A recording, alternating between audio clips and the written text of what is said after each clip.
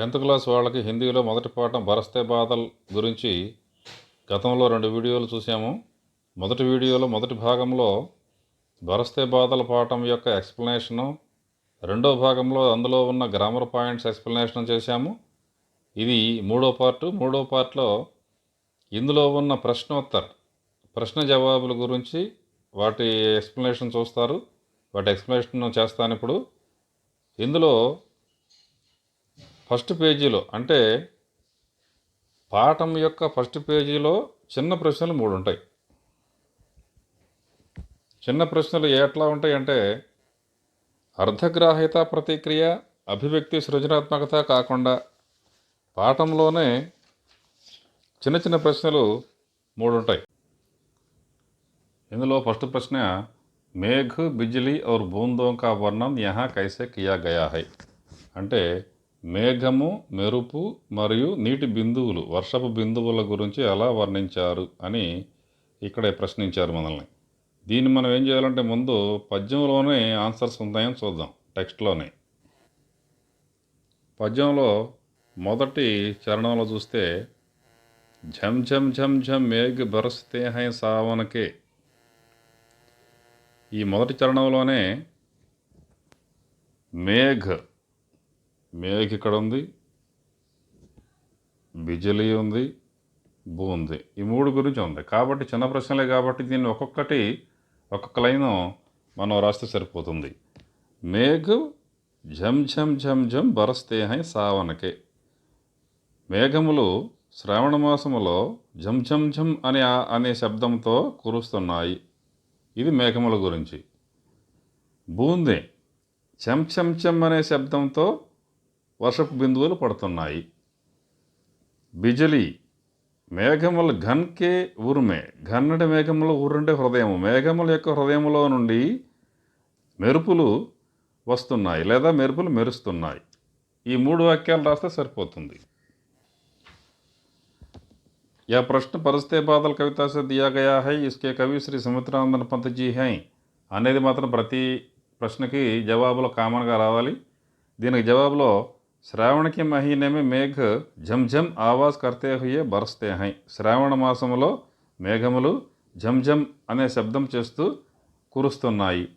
తరువంసే బూందే చెట్ల నుండి నీటి బిందువులు ఛమ్ ఛమ్ అనే శబ్దం చేస్తూ కురుస్తున్నాయి, పడుతున్నాయి. బాదలోంకే హృదయమే బిజిలీ చమక్ రహీ హై. మేఘముల యొక్క హృదయంలో మెరుపులు మెరుస్తున్నాయి. ఇది ఫస్ట్ ప్రశ్న.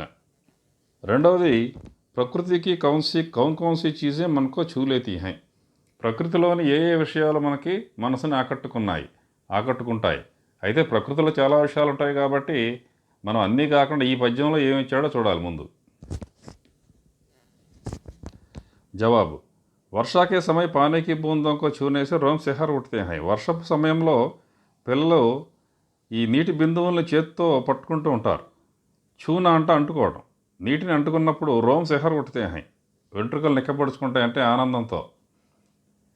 బిజిలీకా చమకన, మోర్కా నాచన ఆది బాతే మనకో చూలేతే హై. ఇంకా ఏమేమి మనకి బాగా ఆనందంగా కనుక కలిగిస్తాయంటే బిజిలీకా చమకన మెరుపులు మెరవటము, మోర్కా నాచన నెమళ్ళు నాట్యమాడటము, ఇటువంటి విషయాలన్నీ మనం చూడటం వల్ల మనకో చూలేతీ హై. ఇలాంటి విషయాలన్నీ కూడా మన మనసుని ఆకట్టుకుంటాయి, మనసుని స్పృశిస్తాయి.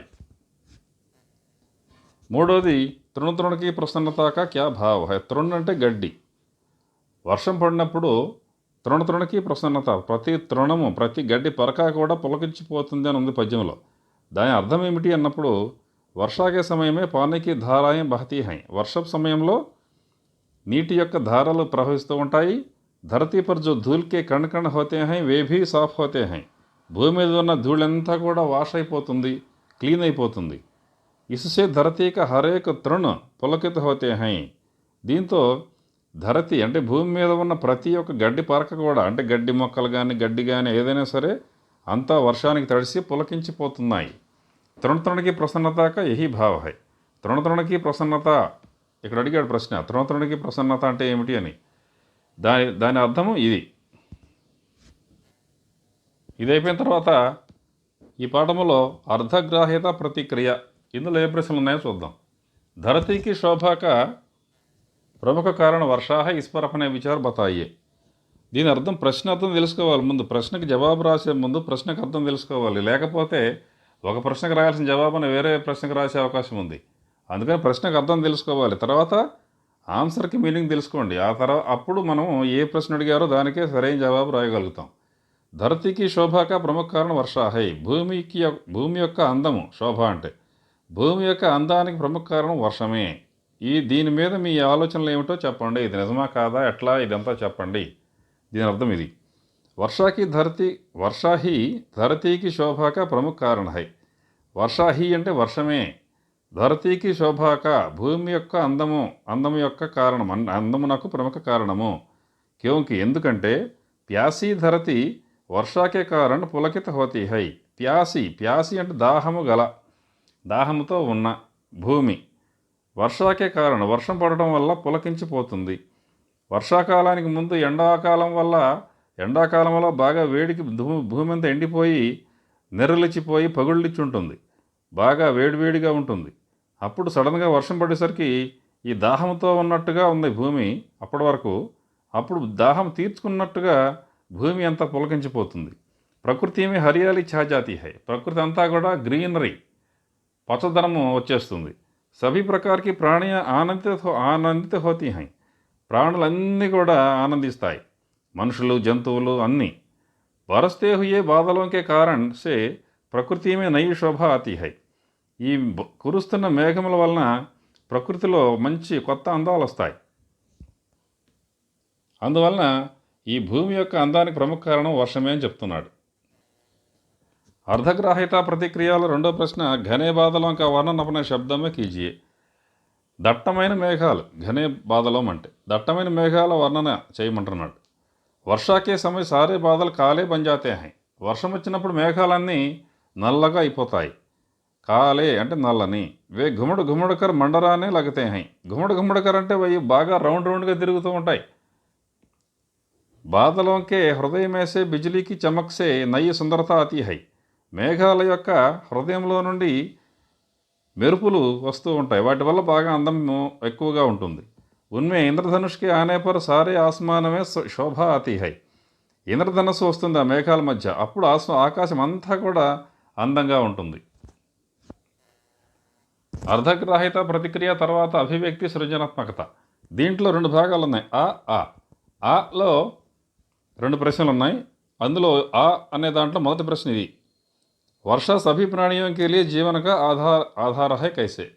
వర్షము ప్రాణులందరికీ కూడా జీవనాధారం ఎలా అనేది అడిగాడు. జవాబు, పానీ సభీ ప్రాణియోంక జీవనాధార హై. నీరు అన్ని ప్రాణులకు జీవనాధారము. ఎందుకంటే నీరు లేకపోతే ఏ ప్రాణి బతకలేదు. జంతువులు కానీ, పశువులు కానీ, పక్షులు కానీ, మనుషులు కానీ ఎవ్వరు బతకలేరు, ఏ ప్రాణి బతకలేదు. हमें पीने के लिए खाना बनाने के लिए कपड़े धोने के लिए पानी की ज़रूरत है. మనకు పీనే కే లియే తాగటానికి, ఖానా బనానే కే లియే భోజనము తయారు చేసుకోవటానికి, కపడే ధోనే కే లియే బట్టలు తుక్కోవటానికి పానీకి జరూరత్ హై నీటి అవసరం ఉంది. ముఖ్యతః పీనే కే లియే పానీ హమారే లియే ప్రాణాధార హై. ముఖ్యంగా తాగటానికి మనకి నీరు ప్రాణాధారము. ఎందుకంటే నీరు బట్టలు తుక్కోవడానికి లేకపోయినా బతకచ్చు, వంట చేసుకోవడానికి లేకపోయినా బతకచ్చు. కానీ తాగడానికి లేకపోతే క్షణాల్లో చచ్చిపోతాం మనం. ఒక్క రోజు కూడా బతకలేం.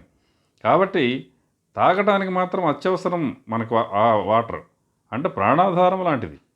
వర్షాకే కారణ్ నదియోమే పానీ భరజాతా హై. ఇప్పుడు నీరు మనకి తాగటానికి నీళ్లు కావాలి, కానీ ఆ నీళ్ళు ఎలా వస్తున్నాయి?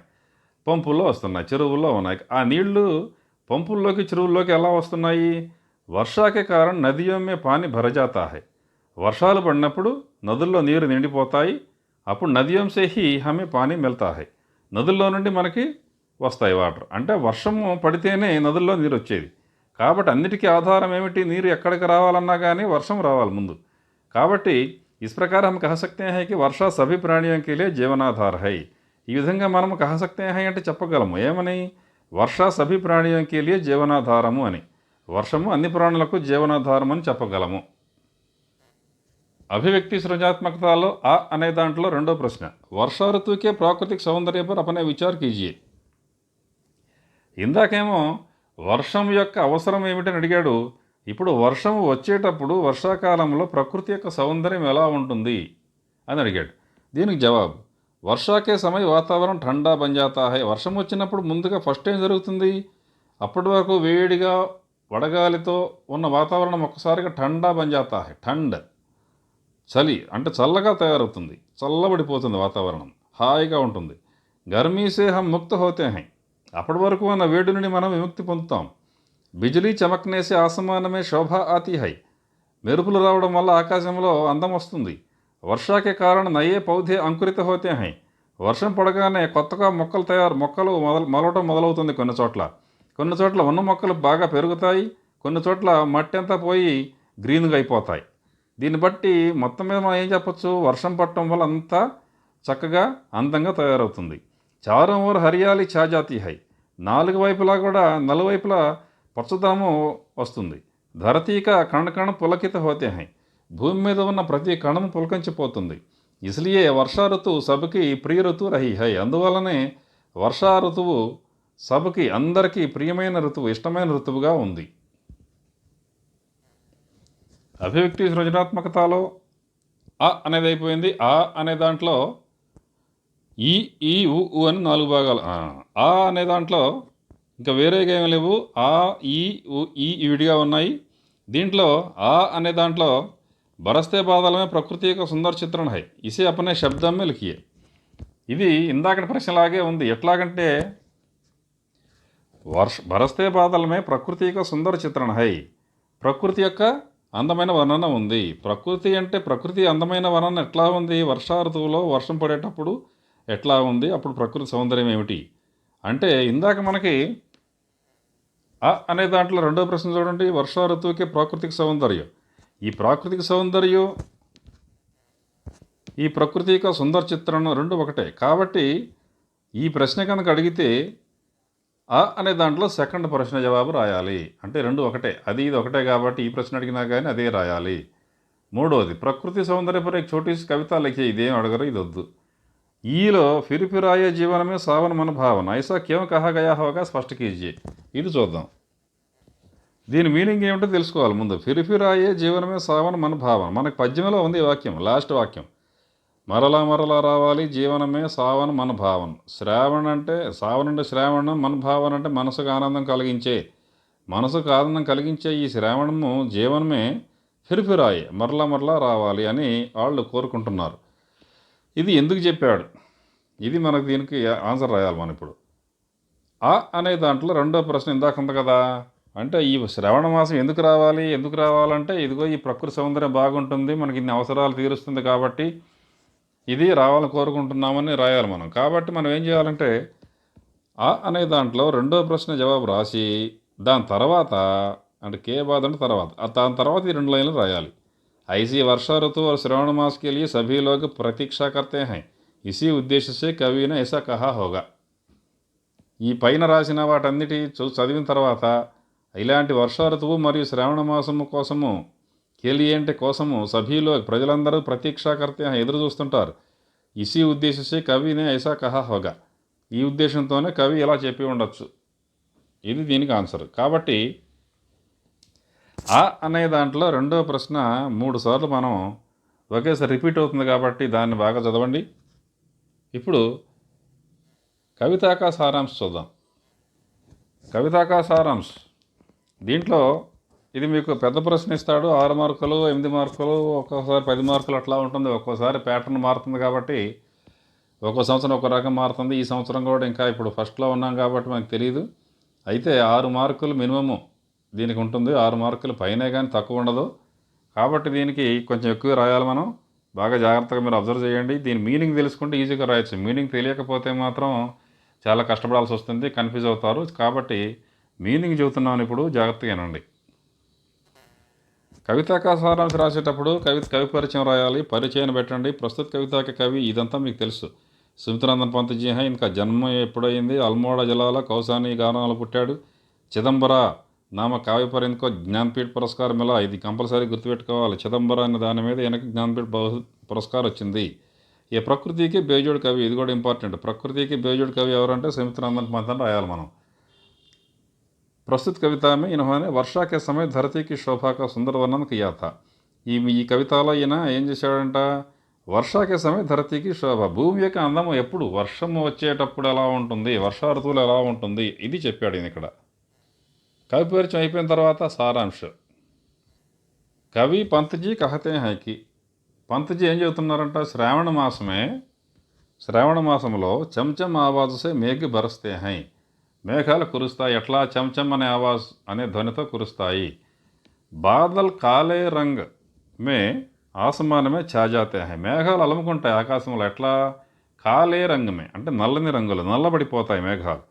ఇన్ బాదలోంకే హృదయమేసే బిజిలీ చమక్తీ హై, ఈ మేఘముల యొక్క హృదయంలో నుండి అంటే లోపల నుండి బిజిలీ చమక్తీ హై, బిజిలీ అంటే మెరుపు వస్తుంది, మెరుస్తుంది. దిన్మే హీ అంధేరా ఛాజాతీ హై, ఉదయం కాదు పగటిపూటే చీకటి, అంధేరా అంటే చీకటి అలముకుంటుంది. రెండో పేర, వర్షాకే సమయం దాదురు టరటరకి ఆవాజ్ కర్తే హై, వర్షం పడేటప్పుడు దాదురు అంటే కప్పలు టరటర్ అనే శబ్దం చేస్తాయి. జిల్లియం చాతక్కి ఆవాజ్ హమే అచ్చి లగతీ హై, జిల్లియం అంటే జీంగురు అంటాం, దీన్నే ఏల పురుగులని ఇంకా చెమటలని అంటాం. వీటి యొక్క శబ్దాలు మనకి బాగా వినిపిస్తాయి, ప్రతిరోజు లేకపోయినా వర్షాలప్పుడు ఎక్కువ వినిపిస్తూ ఉంటాయి. ఇంకా చాతక పక్షుల యొక్క శబ్దం కూడా మనకి వినిపిస్తుంది, ఇది చాలా బాగుంటుంది.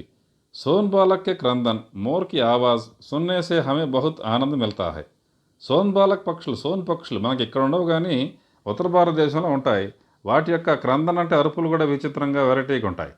మోర్కి ఆవాజ్, ఇవి కూడా మనకి అడవుల్లో ఉంటాయి కాబట్టి మనం త్వరగా వినము, అడవుల్లో ఉంటాయి కాబట్టి. ఈ మోర్కి ఆవాజ్ కూడా చాలా బాగుంటుంది. బూందే అంటే నీటి బిందువులు, వర్షపు చుక్కలు రిమ్ఝిమ్కా స్వర సునాతి హీ పడతీ హై, వర్షపు చిక్కులు చినుక పడేటప్పుడు రిమ్ఝిమ్ అనే శబ్దం వినిపిస్తుందంట.